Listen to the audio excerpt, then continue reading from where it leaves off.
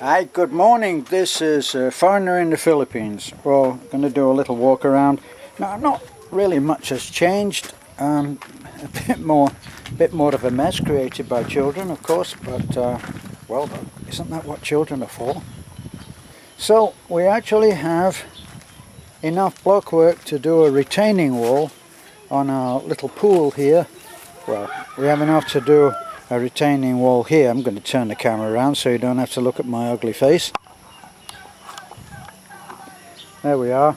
So this, I have explained this before, that this is, we're going to bring the wall out to about here, so that there's a nice area there. I don't know, maybe I can make up ping pong, table tennis, and we can have that out here. Wow. Couple of sheets of block ply, and we would be well in. There's Nanai. There's all kinds of stuff happening here, but it's only ordinary life. Oh, there's Beth in her shorts, and this is our pool, which is drying out pretty nicely. See, we're going to take that around and right on the outside there, so that there's a broad area. Probably include this coconut tree. That would be nice, and just concrete around it. Brownie, this is your place. Here's Brownie. I do have a soft spot for this little dog. He's an old warrior. He's a sex tourist, aren't you, Brownie? You're a naughty boy. And you used to come round here so that you could have your way with our dogs. And then somehow these cruel kids, not aware of what they're doing, and poor old Brownie got hit by something that's shot from one of those homemade guns. Now you can see that Brownie, he's an old war horse, you know. He's been through the wars, this old guy. But I like this little dog. Well, most Filipino dogs are small. And you're a good old dog, aren't you? Huh? Aren't you a good old dog? Yes, you are. Okay, Brownie, you can stay there. Have a good stretch. So, the pool is getting ready, and soon it will be dried out. Well, it's dried out enough now. But all of this here, right here is where, about here is probably where we're going to have the filtration system, so it doesn't take away from the actual platform or deck. And we've got loads of kids here today, it sounds. Well, it's Saturday, so they come hoping that they're going to be taken with us when we go to Taliban. So there's Nanai. Hi, Nanai. Good morning, Karen. Okay. And this is our guest house. Guest house stays locked because the keys don't work. Somebody said, those locks do work. Well, I'm sorry, but they don't. Anyway, you can see this is really, it's a construction site really. This little padstone here that you can see is our septic tank. Under there is the septic tank for our guest house. And this whole area here, it's actually quite a big area. That's the beauty of living where we do. We have an incredible view. Anywhere you look, it's incredible. Now, right now, our project is the 19th house, and house number 19. When house number 19 is done, we're hoping to be able to go on to house number 20. Well, we wouldn't go on to house 21, would we? Stupid me. But we're hoping that we'll be able to fund a house for Lena. Lena and Talik live in this little house here.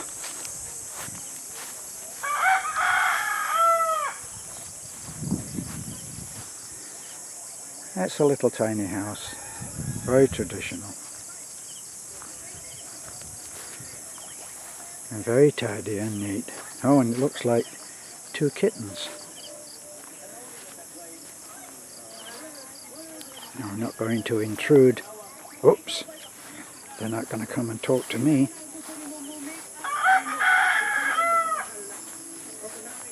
Now here's a good look from another viewpoint of our road.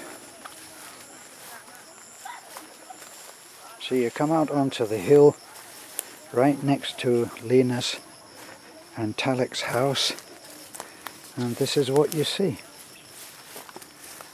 Amazing, look at that view. Wow. Now there with the silver top, that's the corrugated steel roof of Manurados. Now when I came just 3 years ago, that was hardly overgrown.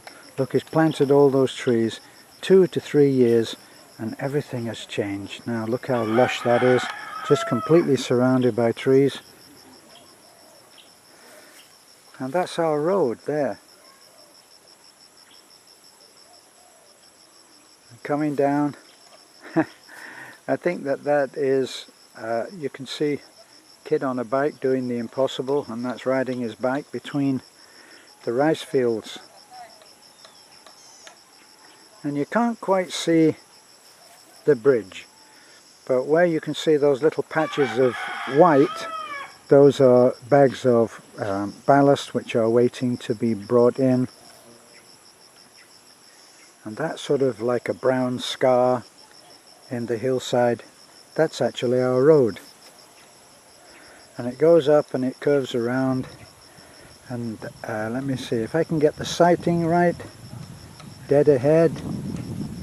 Here's the Gemelina tree. And we go around the Gemelina tree, and there's another one there. And that's where we go. The road curves around and out to the city road. That tree over there, look, is a lumboy tree. And actually we did a video of picking from the fruit from the lumboy, or lomboy, not quite sure which. And over there, there's the 5 coconut trees all planted together. That always reminds me of Winnie the Pooh and the Enchanted Forest. And if you read A.A. Milne, if you've got a kid down, well, should be reading Winnie the Pooh and A.A. Milne. A.A. Milne wrote about the Enchanted Forest, and the Enchanted Forest had a circle of trees, a perfect circle of trees, and no matter how many times you counted them, you never got the same number. No matter which way you went, to the right or you went to the left, you never got the same number. I like that idea.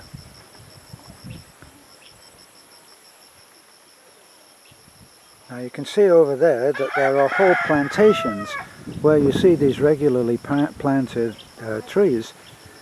And over there, Beth calls that a hacienda, that there are hundreds of acres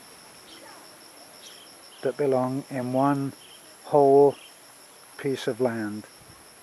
And she says that, oh yes, that's a hacienda. Whenever I talk to Beth about the land that she owns, that we own, she said, well, we don't own the land, we're just taking care of it. Kind of like the American Indians and what their view was of the land. And also the Aboriginals in Australia.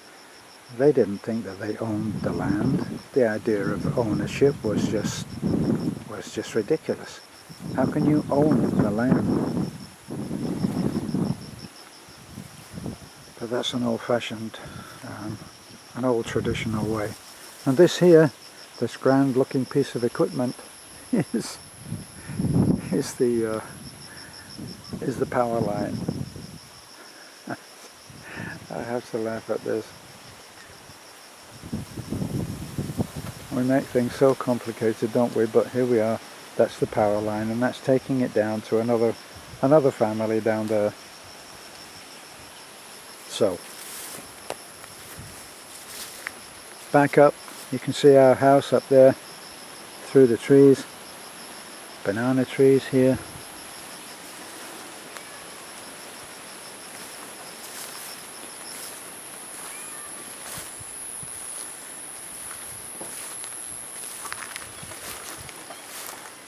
Now in the new house we will be able to give Lena something that she could only ever have dreamed of, and that is water inside her kitchen.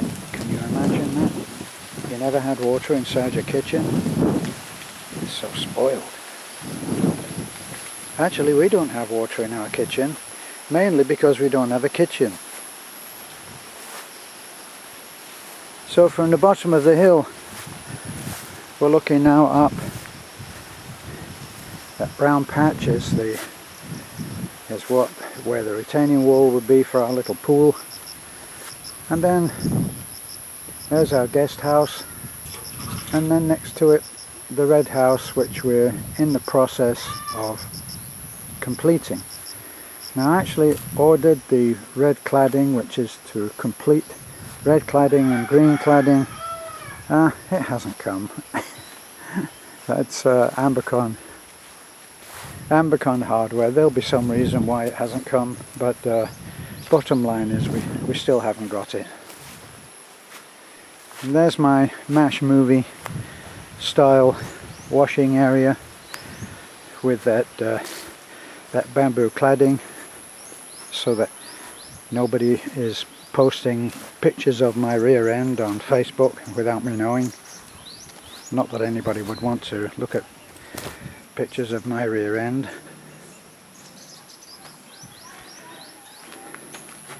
That's our little place where Beth says it's the best signal.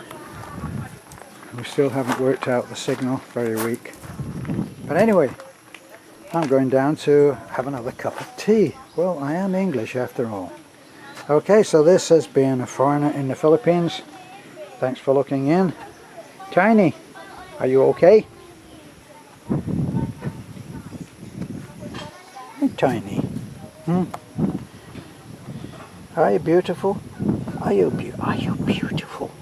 Are you? Are you a beauty? Yes you are. Yes you are. Get it. Get it. Get it. Don't we talk silly to dogs?